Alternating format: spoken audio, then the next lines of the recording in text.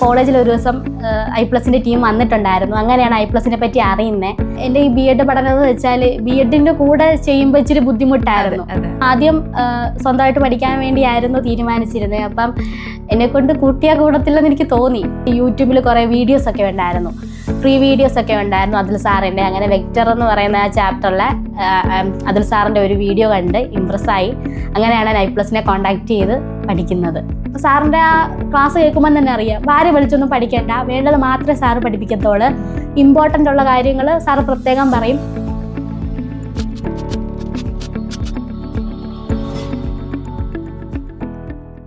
പതിനയ്യായിരത്തോളം പേര് പരീക്ഷ എഴുതിയിൽ ഏകദേശം 10% പേര് മാത്രം ജയിച്ച ഒരു എക്സാം ആയിരുന്നു കഴിഞ്ഞ സൈക്കിളിലെ സെറ്റ് എക്സാം. അതിൽ ഉന്നത വിജയം നേടിയ ഒരാളാണ് നമ്മുടെ കൂടെ ഇരിക്കുന്നത്. നമ്മുടെ ഐ+ ട്രെയിനിങ് സൊല്യൂഷന്റെ കോഴ്സ് എടുത്ത് പഠിച്ച റമീസയാണ് നമ്മുടെ കൂടെയുള്ളത്. റമീസ, സ്വാഗതം. റമീസ, എങ്ങനെയായിരുന്നു റമീസയുടെ ആ ഒരു PG ഡിഗ്രി പഠനം? എങ്ങനെയായിരുന്നു? ബി എഡ് എവിടെയായിരുന്നു? അതേപോലെ സെറ്റിലേക്കുള്ള ഒരു വരവ്, അതൊക്കെ എങ്ങനെയായിരുന്നു എന്ന് പറയാമോ? ഞാൻ degree KSN-DBC ശാസ്താംകോട്ടയിലായിരുന്നു, PG MSM college Kayamkulam, പിന്നെ ബി എഡ് KUCT കുളക്കടയിലായിരുന്നു. പിന്നെ ഇപ്പം കഴിഞ്ഞു, റിസൾട്ടിന് വേണ്ടി വെയിറ്റ് ചെയ്യാണ്. പിന്നെ സെറ്റാണെങ്കിൽ ഞാൻ ഐ+ ട്രെയിനിങ് സൊല്യൂഷൻ ഇൻസ്റ്റിറ്റ്യൂട്ടിൽ നിന്നാണ് സെറ്റിന് വേണ്ടി പ്രിപ്പയർ ചെയ്തത്. അപ്പോൾ എത്രാമത്തെ അറ്റംപ്റ്റിലായിരുന്നു ഈ ഒരു സെറ്റ് കിട്ടിയത്? ഒന്നാമത്തെ ആയിരുന്നു, രണ്ടാമത്തെ ആയിരുന്നു? രണ്ടാമത്തെ അറ്റംപ്റ്റിലായിരുന്നു. ഇത് സബ്ജക്ട് ഏരിയ ആയിരുന്നോ പാട്, അതോ എങ്ങനെയായിരുന്നു? സബ്ജക്ട് ഏരിയ ആയിരുന്നു പാട്. ഒന്നാമത്തെ അറ്റംപ്റ്റിൽ എനിക്ക് ഫസ്റ്റ് പേപ്പർ ക്ലിയർ ചെയ്യാൻ പറ്റി, സെക്കൻഡ് പേപ്പർ പറ്റിയില്ല. അപ്പം കുറച്ചുകൂടെ പഠിച്ചിരുന്നെങ്കിൽ കിട്ടിയേനെ എന്ന് എനിക്ക് ആ എക്സാം എഴുതിയപ്പം തന്നെ തോന്നി. അങ്ങനെ പഠിക്കാൻ വേണ്ടി തീരുമാനിച്ചു. അടുത്ത സെറ്റിന് അപ്ലൈ ചെയ്ത് പിന്നെ പഠിക്കാൻ വേണ്ടി ഐ+ന്റെ സഹായം തേടി. ബി എഡ് പഠിക്കുമ്പോൾ നമ്മൾ സബ്ജക്റ്റുമായി ബന്ധപ്പെട്ട കുറച്ച് അങ്ങ് പുറകോട്ടാവുമല്ലോ. പിന്നെ സബ്ജക്ട് ഏരിയയിൽ കൂടുതൽ ഫോക്കസ് ചെയ്യാൻ ഐ+ സഹായിച്ചു. എങ്ങനെയാണ് നമ്മുടെ ഐ+ന്റെ ക്ലാസ്സുകളും ഒക്കെ ആയിട്ട് മുന്നോട്ട് പോയത്? എങ്ങനെയായിരുന്നു അതിന്റെ പഠനം? ഞാൻ ആദ്യം സ്വന്തമായിട്ട് പഠിക്കാൻ വേണ്ടിയായിരുന്നു തീരുമാനിച്ചിരുന്നത്. അപ്പം എന്നെ കൊണ്ട് കൂട്ടിയാൽ കൂടത്തില്ലെന്ന് എനിക്ക് തോന്നി. അപ്പം പ്രീവിയസ് ഇയർ ക്വസ്റ്റ്യനൊക്കെ ചെക്ക് ചെയ്ത്, പിന്നെ എൻ്റെ കയ്യിലുള്ള നോട്ടൊക്കെ ഉണ്ടായിരുന്നു. അപ്പം അതൊക്കെ വെച്ച് നോക്കിയപ്പോൾ എനിക്ക് പറ്റുന്നില്ല. അപ്പം ഞാൻ സഹായം തേടാൻ തന്നെ കരുതി. അങ്ങനെയാണ് ഞങ്ങൾ കോളേജിൽ ഒരു ദിവസം ഐ+ന്റെ ടീം വന്നിട്ടുണ്ടായിരുന്നു. അങ്ങനെയാണ് ഐ+നെ പറ്റി അറിയുന്നത്. അപ്പം അങ്ങനെ ഐ+ൽ ചേരാം എന്നുള്ള ഇതിൽ ഞാൻ യൂട്യൂബിൽ കുറേ വീഡിയോസ് ഒക്കെ ഉണ്ടായിരുന്നു, ഫ്രീ വീഡിയോസ് ഒക്കെ ഉണ്ടായിരുന്നു അതിൽ സാറിൻ്റെ. അങ്ങനെ വെക്ടർ എന്ന് പറയുന്ന ആ ചാപ്റ്ററിലെ അതിൽ സാറിൻ്റെ ഒരു വീഡിയോ കണ്ട് ഇംപ്രസ്സായി. അങ്ങനെയാണ് ഞാൻ ഐ+നെ കോൺടാക്ട് ചെയ്ത് പഠിക്കുന്നത്. എങ്ങനെയാണ് അതിൽ സാറിൻ്റെയും ഭാഗ്യ ടീച്ചറുടെയും ക്ലാസ്സുകൾ എങ്ങനെയുണ്ടായിരുന്നു? നമ്മൾക്ക് എങ്ങനെ പ്രയോജനപ്പെട്ടു? എനിക്ക് നല്ല രീതിയിൽ തന്നെ എഫക്റ്റീവായിട്ട് തോന്നി. കാരണം എൻ്റെ ഈ ബി എഡ് പഠനം എന്ന് വെച്ചാൽ ബി എഡിൻ്റെ കൂടെ ചെയ്യുമ്പോൾ ഇച്ചിരി ബുദ്ധിമുട്ടായിരുന്നു. ഞാൻ ഇതിൻ്റെ എടുത്തത് ഒരു ഏപ്രിൽ പകുതിയോടാണ്, ജൂലൈയിലാണ് എക്സാം. പക്ഷേ എനിക്ക് ജൂൺ തൊട്ട് ടീച്ചിങ് പ്രാക്ടീസ് തുടങ്ങുമായിരുന്നു. ഞാൻ ഇതിനെപ്പറ്റി ആലോചിക്കാതെ ഇത് എടുത്ത ഒരാഴ്ച കഴിഞ്ഞപ്പോഴാണ്, അയ്യോ ടീച്ചിങ് പ്രാക്ടീസ് ആകുമ്പോൾ എങ്ങനെ പഠിക്കാൻ പറ്റത്തില്ലല്ലോ എന്നൊക്കെ ഞാൻ ആലോചിച്ച് ഇരുന്നപ്പം ഞാൻ വിചാരിച്ചു ടീച്ചിങ് പ്രാക്ടീസിന് പോകുന്നതിന് മുന്നേ ഇതൊന്ന് സെറ്റാക്കണം. അപ്പം ഞാൻ എൻ്റെ ഓപ്ഷണൽ പേപ്പർ സെറ്റാക്കാൻ തന്നെ തീരുമാനിച്ചു. അങ്ങനെ ഒരു മെയ് തീർന്ന് ഒരു ജൂൺ ഫസ്റ്റ് വീക്കോട് കൂടി ഞാൻ സെക്കൻഡ് പേപ്പർ ഫുള്ള് പഠിച്ച് സെറ്റാക്കി വെച്ചിട്ടാണ് ടീച്ചിങ് പ്രാക്ടീസിന് പോയത്. അത് അതുൽ സാറിൻ്റെ അത്രയും നല്ല രീതിയിലുള്ള ക്ലാസ് ഉള്ളത് കൊണ്ട് മാത്രമാണ്. ഒരുപാടൊന്നും പഠിക്കണ്ട, സാറിൻ്റെ ആ ക്ലാസ് കേൾക്കുമ്പോൾ തന്നെ അറിയാം, ഭാര്യ വിളിച്ചൊന്നും പഠിക്കേണ്ട, വേണ്ടത് മാത്രമേ സാറ് പഠിപ്പിക്കത്തുള്ളൂ. ഇമ്പോർട്ടൻ്റ് ഉള്ള കാര്യങ്ങൾ സാറ് പ്രത്യേകം പറയും, പഠിക്കേണ്ടതായിട്ടുള്ള കാര്യങ്ങൾ അതും പറയും.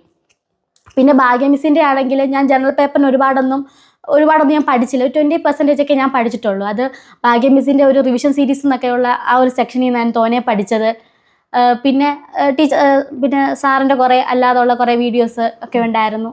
അങ്ങനെയൊക്കെ വെച്ച് ഞാൻ പഠിച്ചത്. ശരിക്കും പ്രീവിയസ് ഇയർ ക്വസ്റ്റ്യൻസ് ആയിരുന്നു റമീസയെ ഈ ഒരു വിജയത്തിലേക്ക് എത്തിച്ചതിന് ആധാരം, അല്ലേ?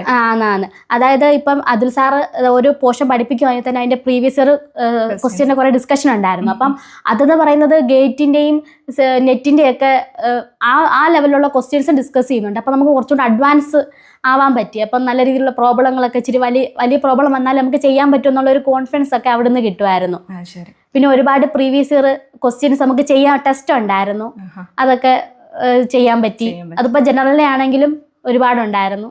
അങ്ങനെ അപ്പോൾ ഫസ്റ്റ് അറ്റംപ്റ്റിനെ അപേക്ഷിച്ച് സെക്കൻഡ് അറ്റംപ്റ്റ് ആയപ്പോഴത്തേന് കുറെ കൂടി ക്വസ്റ്റ്യൻസ് ചെയ്ത് പഠിച്ചു, പ്രീവിയസ് ഇയർ ക്വസ്റ്റ്യൻസ് ചെയ്ത്, അല്ലേ? അതെ. അതുൽ സാറിന്റെയും ഭാഗ്യ ടീച്ചറിന്റെയും ക്ലാസ്സുകൾ നന്നായി പ്രയോജനപ്പെട്ടു. പിന്നെ ലാസ്റ്റ് സെക്ഷനിൽ ഒരു മാരത്തോൺ, അതാണ് എനിക്ക് ജനറൽ പേപ്പറിന് കൂടുതൽ ഇച്ചിരി എഫക്റ്റീവ് ആയിട്ട് എനിക്ക് നല്ലോണം. ഞാൻ ഒരുപാട് പഠിച്ചിട്ടില്ലായിരുന്നു ജനറൽ പേപ്പർ, കാരണം ഞാൻ ഫുൾ ഫോക്കസ് ചെയ്തത് സെക്കൻഡ് പേപ്പർ ആയിരുന്നു. അപ്പം എനിക്ക് ആ മാരത്തോൺ സെക്ഷൻ നല്ല രീതിക്ക് എഫക്റ്റീവ് ആയിരുന്നു. ഒരാഴ്ചക്കുള്ളിൽ ആ മാരത്തോൺ സെക്ഷൻ ഉണ്ടായിരുന്നല്ലോ, ഒരു ദിവസം ഫുൾ ഡേ ഇരുന്നത്. അതെ. ഓക്കെ, അപ്പോൾ ഏത് സബ്ജക്ട് ഏരിയയിലായിരുന്നു കൂടുതൽ കോൺസെൻട്രേറ്റ് ചെയ്തത്? അപ്പോൾ രണ്ടാമത്തേത് എക്സാം വന്നപ്പോൾ ഫസ്റ്റ് പേപ്പർ ആയിരുന്നു, സെക്കൻഡ് പേപ്പറിൽ തന്നെ കൂടുതൽ കോൺസെൻട്രേറ്റ് ചെയ്ത് എന്റെ കൂടുതൽ ടൈം ഇൻവെസ്റ്റ് ചെയ്തത് സെക്കൻഡ് പേപ്പറിൽ തന്നെയായിരുന്നു. ഇപ്പൊ പഠിക്കുന്ന, അതായത് ഇനിയും പഠിച്ചുകൊണ്ടിരിക്കുന്ന സെറ്റ് വിദ്യാർത്ഥികൾക്ക് വേണ്ടി എന്താണ് കൊടുക്കാൻ പറ്റുന്ന ഒരു ടിപ്പ് അല്ലെങ്കിൽ ഒരു ടെക്നിക്ക് എന്താണ്? നമ്മൾ വിചാരിക്കുന്നതിന്റെ കൂട്ട് വലിയ പാടൊന്നും ഇല്ല. നെഗറ്റീവ് മാർക്ക് ഇല്ലാത്തതുകൊണ്ട് നമുക്കൊരു ബെനിഫിറ്റ് ആണ്. പിന്നെ പഠിക്കുവാണെങ്കിൽ തന്നെ 2 പേപ്പറുണ്ട്. ഇപ്പം എന്നെ സംബന്ധിച്ച് എനിക്ക് BEd പഠിച്ചുകൊണ്ടിരിക്കുന്നതായതുകൊണ്ട് തന്നെ ഫസ്റ്റ് പേപ്പർ അത്രയ്ക്ക് പാടില്ലായിരുന്നു. സെക്കൻഡ് പേപ്പർ ആയിരുന്നു, ടച്ച് വിട്ടുപോയതുകൊണ്ട് സെക്കൻഡ് പേപ്പർ ആയിരുന്നു പാട്. അപ്പം 2 പേപ്പറിലും നമ്മൾ സെയിം ടൈം ഇൻവെസ്റ്റ് ചെയ്യേണ്ട കാര്യമില്ലെന്ന് എനിക്ക് തോന്നി.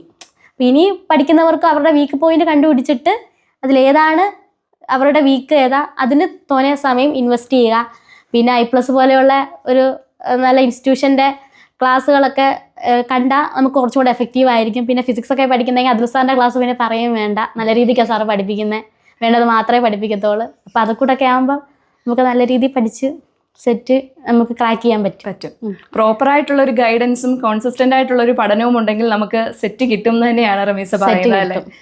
എന്തായാലും ഞങ്ങളുടെ കൂടെ ഇത്രയും നേരം സമയം ചെലവഴിച്ചതിന് വളരെയധികം സന്തോഷം.